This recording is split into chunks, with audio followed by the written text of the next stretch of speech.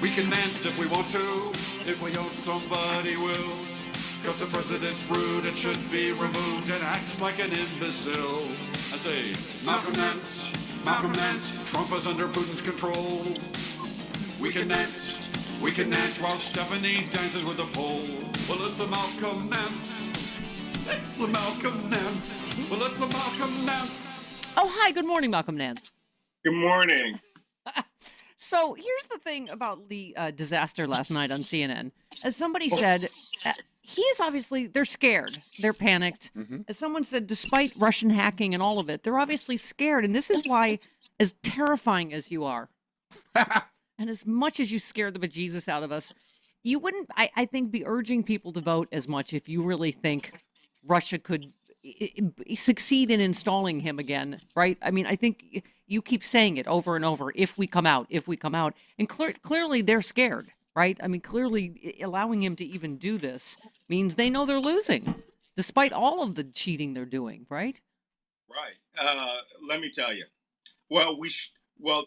Granted, Trump is scared. We know that just by the way that he's going around and tripling and quintupling down on his lies. I don't know if you saw the Washington Post analysis of that town hall last night, right, which must have terrified him because it was obviously full of Antifa liberals. Every person that came in there and asked a question, including the guy who said he voted for Jill Stein and came out and was asking questions about black vote stuff. So he's obviously an Antifa liberal. Trump, I don't think, has ever been confronted with these questions before. And by the end of today, he will claim it was all a setup because he is now terrified of the numbers. Yeah. The numbers that he has from Biden. I don't know. Remember, it was a couple of days ago, there was an NBC News poll that had Trump up +4 amongst Latinos, and Hillary had been winning by 27% in 2016. Well, they redid that poll, and there's a new poll that shows Biden is up by like 34% amongst Latinos. So that was an outlier. But in Donald Trump's world, it's time to panic. Michigan, Pennsylvania, Wisconsin, North Carolina, Texas is on the edge. Florida may go over. It's time, obviously, for him to come out and start lying. And lying on a massive scale. And the Washington Post put it this way: a festival of 4 Pinocchios. Yeah. Virtually everything he said was a mass of pathological lies. The man obviously can't tell his lies apart from reality. Well, that's what it seemed like, Malcolm, that he is so used to only, as you call them, sycophants. Right.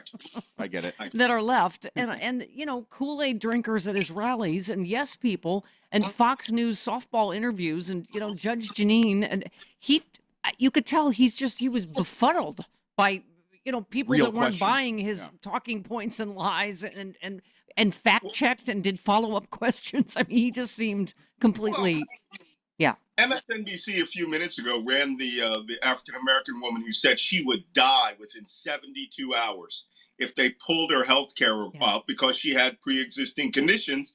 And he went into this whole tirade about how he has a health care program. Yeah. How it's better than Obamacare and how it protects pre-existing conditions. And George Stephanopoulos is there going, no, you don't. I interviewed you about this a year Chris ago. Wallace interview. You said 2 weeks. You said 3 weeks. I got it all ready to go. George. I mean, it's just, it felt like, as I keep saying, Malcolm, it felt like the emperor's clothes falling off live on TV. I mean, just normal people going, no, I heard you on tape. I heard you say you downplayed the virus. It only works on us and those voters who are just starting to wake up to this stuff. Let me tell you, speaking here from the Chiefs mess and Manskiff in my house, did you see the poll where 73% of the armed forces had heard that Trump called them losers and suckers?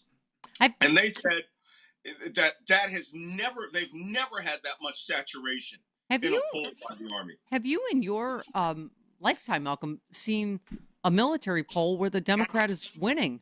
I haven't. I mean, he's the Military Times poll. Biden's up 5 points in the military vote. And believe me, it's higher. Yeah. Because here's the kicker. Most of those young junior guys who love Trump, who are the guys who are sustaining his mid-30s, they don't vote. I know. I've been around these guys. I've handed out voter registration stuff. We all talk about which state is coming. They don't vote. They're too busy, down at the bars on the weekend. The officer corps, on the other hand, which is overwhelmingly against Trump, and the senior enlisteds, they vote.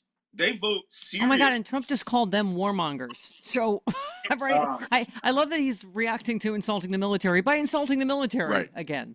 Well, because they're liars. And how about only you could have called that he actually put out an ad that says support the troops, to which I'm like, you first. But that they're not only MiG-29s, the soldiers are Russian models, and you called it. They're Russian planes and Russian soldiers in the ad. You're like, is he doing this on purpose to F with us? This isn't the only time. They have MiG-29s in this one. And, while everybody was focused on these MiG aircraft, I'm looking at the barrels of the rifles, and I go, those are AK-40 or AK-74s. Those are AKM rifles. Those are Russian Army-issue rifles. Then we find out that they contacted the artist who did it, and he's Russian, and he goes, yeah, I did this. They used it. This is not the first time. It's the third time.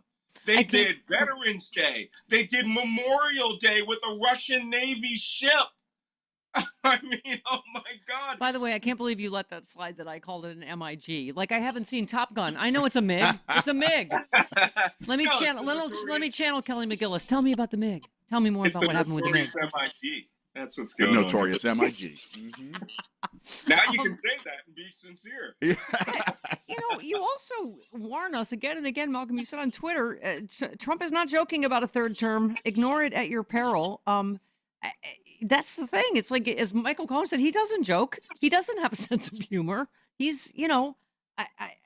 Let me tell you, if you guys haven't seen this morning's Morning Joe interview of Bob Woodward, yeah, they're going to be playing that on full run today, at least 20 minutes of every hour, because it is terrifying. He says straight up, Trump does not know the difference between his lies and reality. No, somebody said Bob Woodward has seen a lot, and he seems rattled by what he's seen with Trump. Like, he seems legitimately rattled. He says it's very clear to him that he doesn't know about he doesn't particularly care about the numbers of people dying. And as we said, hold on, here's another thing that I called, and I know I've said it on this show. I've said numerous times that we will probably find some documents indicating that there was a strategy and a plan to rely on herd immunity. It appears Trump just came out and said it last night. Yeah. What did he call it? Herd mentality. What a yutz. Yeah. No, this is dangerous. 3 to 5 million Americans will die if they do herd immunity. Yeah. It means, and we've seen the indicators of this as early as June and July, when they sort of threw their hands up and were relying either on a vaccine, or they kept saying, well, it'll just burn out or it'll just burn through. To do that, you must allow those people to die.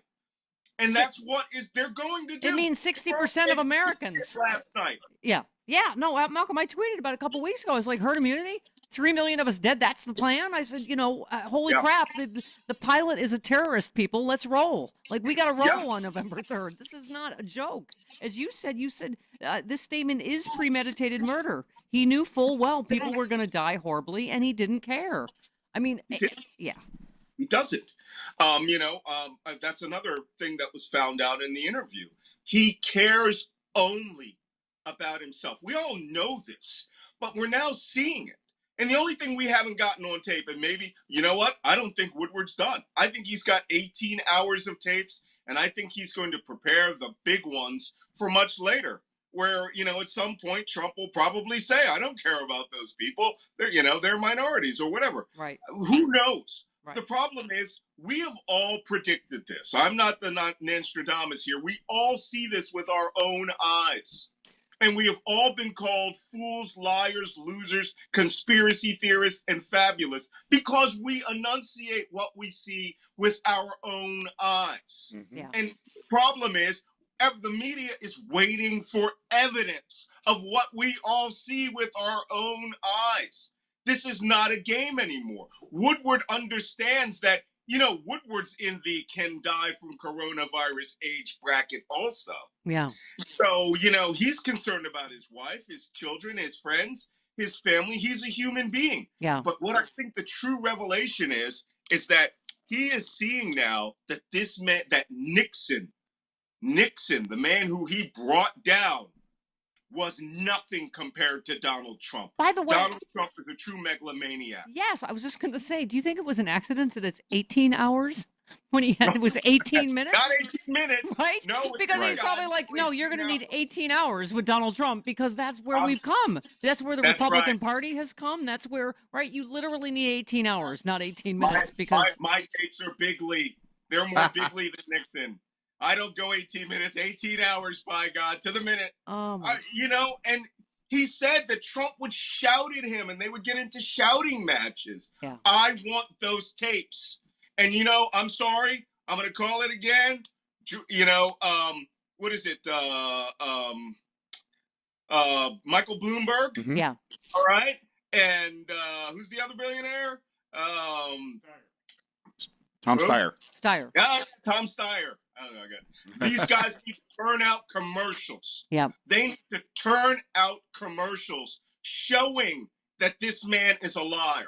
And right now, I don't know who. It's a meta narrative for for the people who are just getting interested to go pathological liar.